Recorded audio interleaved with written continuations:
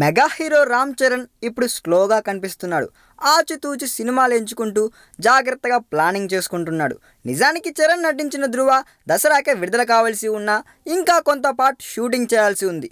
October 7న Ram Charan ధృవ థియేటర్లోకి రావాల్సి ఉండగా పోస్ట్ పోన్ అయ్యి డిసెంబర్ 2 డేట్కి లాక్ అయ్యారని టాక్ ఉందండి. అయితే సినిమా రిలీజ్కి డిసెంబర్ వరకు డేట్ ఇచ్చిన అక్టోబర్ చివరికల్లా మూవీ కంప్లీట్ అయిపోవాలని చెప్పాడంట రామ్ చరణ్. ముందుగా అనుకున్న టైం కంటే టైం దొరికింది కదా అని సాగదీస్తే మాత్రం ఊరుకునేది లేదని తేల్చేశాడంట. చెర్రీ చెప్పిన ప్రకారం నవంబర్ 2వ వారం చివరకు దర్శకుడు సురేందర్ రెడ్డి ఫస్ట్ కాపీ చేతిలో పెట్టాల్సి ఉంటుంది. ఇందుకు అనుగుణంగా పనులు జరిగిపోతున్నట్లు కూడా సమాచారం అండోయి. రిలీజ్ ప్లాన్ చేసిన తేదీకి 15 రోజుల ముందే ఫస్ట్ కాపీ చేతిలో ఉంటే అవసరమైన మార్పు చేర్పులు చేసుకునేందుకు తగినంత టైం ఉంటుందని భావించడంతోనే రామ్ చరణ్ ఇలా ఆర్డర్స్ పాస్ చేశాడని తెలుస్తుందండోయ్.